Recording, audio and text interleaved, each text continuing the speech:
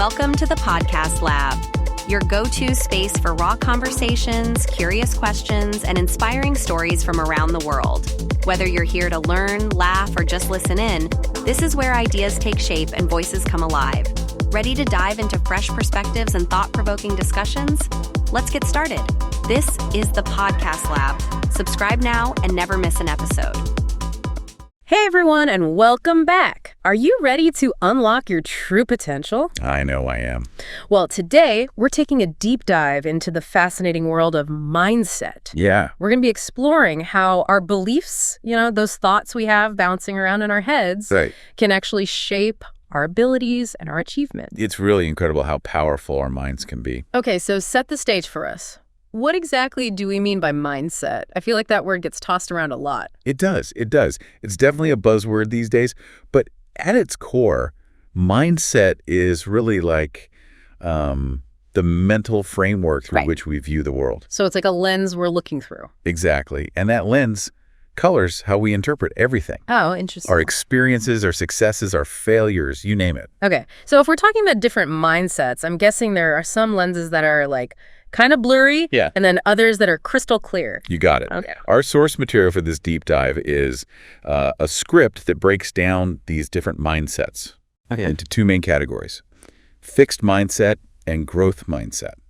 Two completely different ways of seeing the world. So let's start with that fixed mindset lens. What's the view like through that one? Well, imagine looking at your abilities as if they're set in stone, like you're born with a certain amount of intelligence, talent, or skill, and that's it. Oh. No room for growth or improvement. So like you're stuck with what you've got, and there's no point in trying to change. Basically, yeah. And it often shows up in phrases like, I'm just not a math person. Oh, yeah, I've definitely heard that one before. I'm not creative, or I'm just bad at public speaking. So it's like these self-limiting beliefs that hold people back. Exactly. And from a psychological perspective, there are several factors that can contribute to developing a fixed mindset. Okay, like what? Well, one big one is the fear of failure. If you believe your abilities are fixed, then putting yourself out there and risking failure can feel incredibly threatening. Because it's like a judgment on your inherent worth. Right. And that ties into another factor: needing to always appear competent. With a fixed mindset, you're constantly worried about looking smart and talented, Proving yourself, rather than focusing on learning and growing.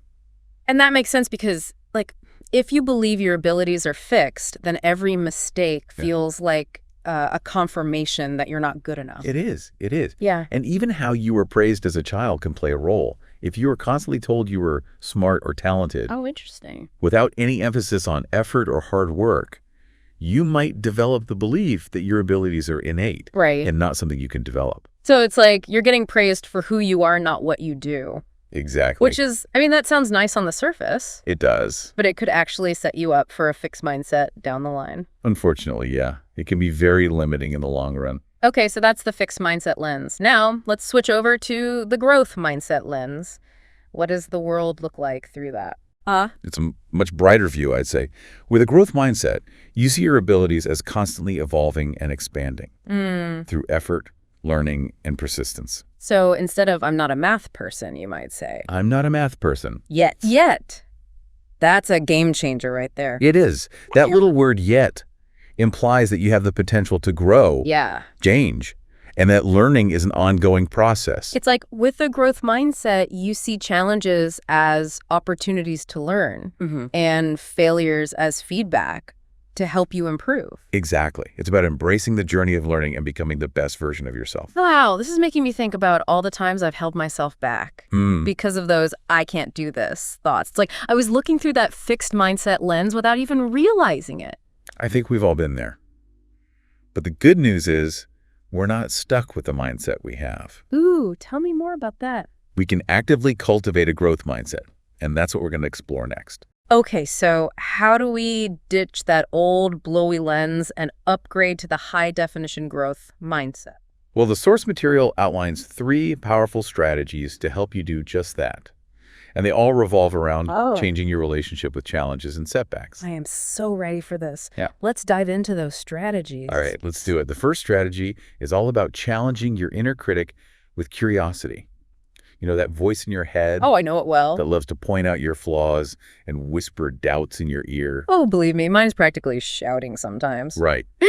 But instead of just accepting those negative thoughts as truth, try getting curious about them. Curious? How do I do that? Well, when that inner critic pipes up, ask yourself, is there any actual evidence to support this thought? Oh, interesting. And where did this belief come from in the first place? Okay, so, like, instead of just accepting that I'm terrible at public speaking, I might dig a little deeper and explore why I feel that way. Exactly. By questioning those limiting beliefs, you can start to unravel them. Yeah. And often you'll find they're just unfounded fears or old stories we tell ourselves. Okay, that makes a lot of sense. So the first step is to challenge those negative thoughts with a healthy dose of curiosity. What's next? Strategy number 2. Embrace challenges as learning opportunities. Okay. Think about it like this. Muscles don't grow without resistance, right? You need to push them to their limits to make them stronger. So you're saying our brains are the same way? Absolutely. Real growth, real learning happens when we step outside our comfort zones and tackle things that feel a little bit difficult, or maybe even a lot difficult. Okay, so it's not about avoiding challenges. It's about seeing them as opportunities to level up our skills. Precisely. Okay, that's starting to click. But what are those times when we do face setbacks? Like, what happens when we, actually fail? That brings us to strategy number 3. Reframing setbacks as lessons, not failures. This one is huge E. I can imagine. Because, let's face it, nobody likes to fail. Yeah. But you're saying we should actually embrace those moments. Well, not embrace the failure itself, but embrace the opportunity for learning that comes with it. Think about Thomas Edison, right? He didn't view his thousands of attempts to create the light bulb as failures. Wow. Yeah, that's a good point. He kept going and going and going. He did. He famously said, "I haven't failed. I've just found 10,000 ways that won't work." That is such a brilliant way to look at it. It is. Instead of seeing those setbacks as the end of the road, he saw them as valuable data points that ultimately brought him closer to his goal. Okay, so we've got our 3 powerful strategies. Challenge that inner critic, embrace the challenges, and reframe those setbacks. But how do we know this stuff really works? Can you give us some real-world examples of people who've used a growth mindset to achieve amazing things? Absolutely. And the source material provides some truly inspiring examples. Let's start with Oprah Winfrey. Oprah. Talk about someone who embodies success. But she didn't just magically become a media mogul, right? She had to overcome some serious challenges along the way. Oh, absolutely. Oprah's journey was anything but easy. She faced poverty, a difficult childhood, and even discrimination in the media industry. Wow. It's amazing to think that she had all of that going against her and still managed to reach the heights she did. It really is. And I think her story is a testament to the power of a growth mindset. We'll dive deeper into how she did it and talk about some other inspiring figures after a quick break. Okay, so we left off talking about Oprah and all the adversity she had to overcome. How did she do it? Like, where does the growth mindset come in? Well, one of the key things about Oprah is that she never let those external challenges define her. Okay. She always believed in herself, even when other people doubted her. So even when faced with, like, poverty and discrimination, she still maintained that belief in her own potential. Exactly. And that unshakable self-belief was a huge part of what fueled her to constantly learn and grow. Got it. So she was proactive, always seeking out opportunities to improve. But what about those times when things didn't go her way? Everyone makes mistakes, right? How did Oprah handle setbacks? Well, here's a great example from early in her career. She was actually fired from her first job as a TV anchor. Oh, wow. Seriously? Yeah, her boss at the time told her she was unfit for television. Ouch. That must have been crushing. I can't even imagine hearing those words. I know, right? But instead of letting that experience shatter her confidence, she chose to view it as an opportunity for growth. Okay, so instead of giving up, she used that feedback to get better. Exactly. She took time to reflect, figure out what she needed to improve on, and she just kept going. And I guess the rest is history. It is. She went on to create her own show, and, well, we all know how that turned out. Oprah's story is so inspiring. It really highlights how, with a growth mindset, even those setbacks that seem devastating at the time can become stepping stones to something amazing. Okay, so we've talked about Oprah Winfrey, the media mogul. Are there other people who've used this growth mindset to achieve great things? Preferably someone from a totally different field. Oh, definitely. There are tons of examples throughout history. How about someone from the world of science? Let's talk about Marie Curie. Marie Curie, the scientist who discovered radium and polonium. Yep, that's her. Now imagine being a brilliant scientist working in a field that's completely dominated by men. That's got to be tough. And on top of that, you're working with dangerous materials, Oh, wow. conducting groundbreaking experiments Yeah. in a makeshift lab with limited resources. Wow, that sounds incredibly challenging. It was. But Marie Curie had this incredible growth mindset. She believed in her abilities, even when others doubted her. And she was driven by a deep curiosity and a desire to learn, no matter what obstacles she faced. And in the end, she made discoveries that revolutionized science. Exactly. And her story really underscores those key growth mindset principles we've been talking about. Okay, like what? Well, first, there's that unwavering belief in her own abilities. Right. Even with societal barriers holding her back, she kept pushing forward. Right. Second, her thirst for knowledge kept her going, always wanting to learn more, Yeah. which led to those amazing discoveries. And third, she embraced challenges head on, wasn't afraid to take risks. Yeah. And that allowed her to blaze a trail in a field that, at the time, wasn't very welcoming to women. You know, it's so interesting to me that both Oprah and Marie Curie, even though they came from such different backgrounds and worked in totally different fields, Right. they both had this deep-seated belief in their ability to grow and learn. It's true. And their stories show us that a growth mindset isn't just for certain people or certain professions. Yeah. It's a way of thinking that can benefit anyone. That makes sense. But I have to ask, how does this apply to, the average person? I mean, most people aren't trying to become the next Oprah or win a Nobel Prize. How can a growth mindset actually help us with everyday challenges? That's a great question, and it's one we'll explore after a quick break. We'll discuss how to apply the principles of a growth mindset to real-life situations, from navigating your career to boosting your personal well-being. Stay tuned. Okay, so how do we take all this amazing growth mindset stuff and make it work for us, in our everyday lives? Yeah, because it's one thing to be inspired by Oprah and Marie Curie, Right.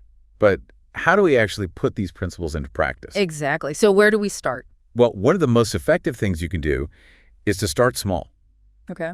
Don't try to, overhaul your entire belief system overnight. Yeah, that sounds overwhelming. It is. Instead, just pick one specific area of your life where you want to cultivate this mindset. So instead of saying, I want to be a more positive person, I might focus on, I want to get better at handling stressful situations at work. Exactly. That's a perfect example. Okay, so narrow it down, make it manageable. Right. By focusing on one specific area, you can be more intentional with your efforts, and you're more likely to see results. And when you see those results, I'm guessing that reinforces the whole growth mindset thing, right? It does, yeah. It's like those small wins build momentum and make it easier to apply that mindset to other areas of your life. Okay, I like that small wins lead to bigger wins. So we've chosen our focus area. Now what? Now, remember those 3 strategies we talked about earlier? Oh, yeah. Challenge the inner critic, embrace challenges, and reframe setbacks. Those are your go-to tools for shifting into that growth mindset. Right. And those strategies make so much more sense now after hearing about Oprah and Marie Curie, It's like, we've got a toolkit for dealing with challenges and turning those setbacks into opportunities. Exactly. And like any tool, the more you use them, the more comfortable you become with them. Got it. Practice makes perfect. It really does. Okay, but what about when those negative thoughts creep in? What if I start doubting myself, doubting my ability to grow? The inner critic. It happens to the best of us. Oh, yeah. But remember, those thoughts are just thoughts. They're not facts. So how do we deal with them? The key is to catch those thoughts when they pop up and challenge them with curiosity. Okay, so be a thought detective. Exactly. Ask yourself, is this thought really true? What evidence do I have to support it? Oh, interesting. So instead of letting those negative thoughts run wild, we put them on trial. Exactly. You examine them, you question them, you see if they hold up under scrutiny. And then what do we do if those thoughts don't pass the test? Then you reframe them. Replace that negative thought with a more positive and empowering one. So instead of I'm not good at this, I could say I'm still learning, but I'm committed to getting better. Exactly. It's amazing how a small shift in language can totally change the way you feel. Yeah, it's like you're training your brain to focus on what's possible instead of getting stuck in those limitations. Yes. This is all making a lot of sense. It's like it's a combination of those practical strategies, like challenging your thoughts and reframing them. Yeah. And also like shifting your self-talk to be more positive and encouraging. And don't forget the power of your environment. Yeah. Surround yourself with people who support your growth. Oh, yeah. Who encourage you and celebrate your successes. I love that because it's so easy to get discouraged when you're surrounded by negativity. But when you've got people in your corner cheering you on, it's like you can conquer anything. Exactly. And if you can, find a mentor or a role model who really embodies that growth mindset. Learn from the best. Exactly. Watch how they handle challenges. Listen to their advice. It's like having a guide on this whole growth journey. It is. And one last thing, don't forget to celebrate your own successes. Yes. Celebrate all those wins, big or small. Exactly. No matter how small they may seem, those wins are proof that you're on the right track. This has been an incredibly eye-opening deep dive. It has. And I'm feeling so inspired to start applying these growth mindset principles in my own life. And remember, this is just the beginning. Yeah. The beauty of a growth mindset is that it's a journey, not a destination. So it's about constantly learning, evolving, and pushing ourselves to become the best versions of ourselves. Exactly. And to all of our incredible listeners out there, we challenge you to take what you've learned today and start putting it into action. Embrace those challenges, celebrate those successes, and never stop believing in your ability to grow and achieve amazing things. And if you ever find yourself doubting your ability to grow, remember this. A growth mindset is not something you're born with. It's something you cultivate. So like a muscle you can strengthen over time. Exactly. And with a strong growth mindset, you can unlock possibilities you never even dreamed of. Thank you all so much for joining us on this journey of growth and discovery. We'll catch you next time on The Beep Dive.